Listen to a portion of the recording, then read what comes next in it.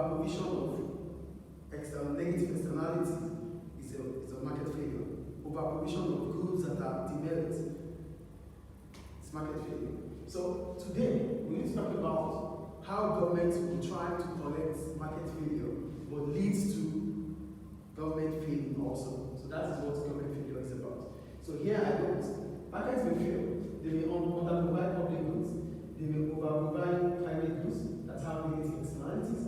As a result, government must intervene in the market. So government intervention, that was the last topic, government intervention. So government has to intervene because there is market failure. As a result of that, in the course of government taking different decisions to correct market failure, which leads to maybe net loss of welfare, then market failure or government failure occurs. That means if government is trying to take a decision to correct market failure that is leading to welfare loss and gain, then it's government failure. So here I write, government failure. This occurs when the intervention of government leads to a net loss of economic welfare than gain. So if the social cost of government intervention is more than the social benefit of government intervention, there is government failure. That is logically what this is saying. So if the net loss of economic welfare increases than the gain, then there is government failure. So how do government fail? What are the reasons why government would fail when they are trying to control or correct market failure? Number one, distortion of price signal. When we talk about distortion of price signal, here I wrote, price is an important aspect in production and consumption. Government will impose taxes on the production of certain products within an industry to increase revenue and government spending.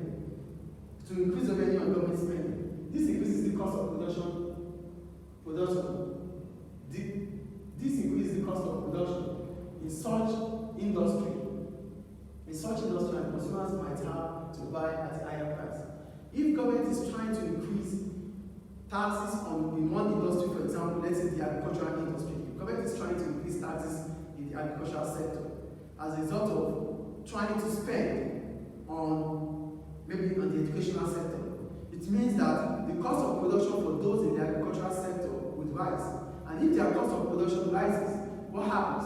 They have to increase their prices too. So that means agricultural products would increase in terms of price. Then when price becomes higher, consumers will not be able to buy. So consumers not being able to afford those agricultural products will mean that government has failed. So government is trying to increase taxes for agricultural products, to increase maybe taxes or to increase spending on the health sector, or to increase spending in the educational sector. In the course of doing this, the cost of production for farmers or those in the agricultural sector will rise. And if their cost of production rises, they don't have any other choice than to increase the prices, or they start buying cheap raw materials to be able to still sell at a price that they used to sell. Buying cheap material will mean that there's no quality in what they buy. So government will be consuming products that have no quality because government has taken an action to correct the market failure. So government taking an action here will mean that either the prices of goods and of agricultural products increases, or agricultural producers start thinking of alternatives which are cheap raw materials to be able to sell at the price they used to sell. So this government decision will lead to a market failure. That's about price. The second one, unintended consequences. Some government intervention to correct market failure may lead to negative situations that government never anticipated. Sometimes government will take decisions, and whenever they take these decisions, they might not anticipate it. They are not taking decisions because they will just want to take the decision. They are taking that decision because they feel at that point in time it will bring up a solution. But in the course of bringing up a solution, it leads to another problem that they never anticipated. That is unintended consequence. Here, government is taking a decision to correct certain market failure, but in the course of trying to take that decision, it leads to other consequences that are negative. That is unintended consequence. The third one, excessive administrative costs. Sometimes administrative costs of correcting market failure are too high that it outweighs the welfare benefits. Government is trying to correct market failure, yes. But because of trying to correct market failure, government might spend too much during economic cost of correcting the market failure, that what they have spent will outweigh the benefits that, or will outweigh the essence or the objective they need to achieve. So if government is spending so much to correct the market failure, but in the course of correcting the market failure, what they have spent is becoming a loss than a gain. That is what we call excessive administrative cost. That means government is spending too much than what they are supposed to spend. They might not know from the beginning that they're going to spend so much, but in the course of going to that decision or going to that action, they start spending more, which they never bargained for, which they never anticipated. That is what we call excessive administrative cost. The fourth one, information gaps. We're talking about information gaps, we're talking about asymmetric information. Market failure occurs because there's information gap. That is, one party to that transaction doesn't have enough information or sufficient information to take a decision. Same goes to government. Government may fail because they lack sufficient information. So if government lacks sufficient information, that means they might take decisions that are not favorable to the society.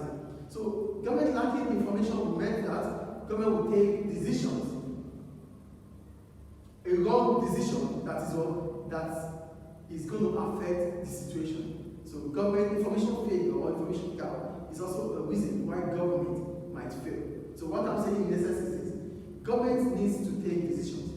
Government will take decisions based on the statistics they have, based on the data they have, based on the information they are able to put together. But if these information are not enough or sufficient to be able to increase the welfare or the total welfare, then it becomes the government failure. So government will take a wrong decision because they lack information. The next one, the fifth one, conflicting objectives. Here I wrote, sometimes government face conflicting objectives when taking decisions. For example, government might increase taxes on importation to subsidize for local firms. Government is taking decisions based on conflicting objectives. What are we talking about? When we are talking about conflicting objectives, what does it imply? I'm going to cite an example about this. Government might increase taxes on importation, that is tariff, to encourage local firms or to subsidize for local firms. But the local firms also rely on importation of raw materials. So that means the amount of raw materials they have to buy, the prices will also rise. So government is trying to solve a problem by discouraging importation of goods. But in the course of discouraging importation of goods, government has forgotten that the local firms also depend on importation of raw materials, which is the same as tariffs. So importation of raw materials becomes high for local firms. Then they have to also increase their prices. So this is what conflicting objectives are. Government trying to solve, or government trying to encourage local consumption by increasing tariffs, by increasing importation, increasing taxes on importation. If taxes on importation increases, what happens? The price of importation will rise. So firms, the local firms that do rely on the importation of raw materials will have to buy raw materials at a high price, which means they have to also try to increase their prices locally. Then if they have to increase their price locally, that means the price of the products they are producing locally will also rise. So that means government has failed in the course of conflicting objectives. The sixth one, politicians maximizing their welfare. It is not a new fact that politicians are those in government. But what happens with the public choice theory? The public choice theory states that politicians will act in a way that improves their utility welfare, that maximizes their welfare utility, whether or not it improves the total welfare of the citizens. So for politicians, they would rather maximize their own welfare utility, their utility welfare. That means they would rather maximize their own satisfaction rather than thinking about the society at large. The politicians are in government to help the society, to correct the market failure, to ensure that allocation is done appropriately. But when they are there, when they come to that office, what do? They try to maximize their own welfare benefits rather than thinking about the citizens. So this is a government failure.